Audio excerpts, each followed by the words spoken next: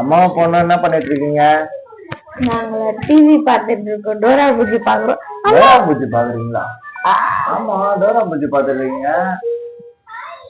Dora பூஜி புரியுதாம்மா உனக்கு தங்கமே? புரியுது. உங்களுக்கு என்ன புரியுது?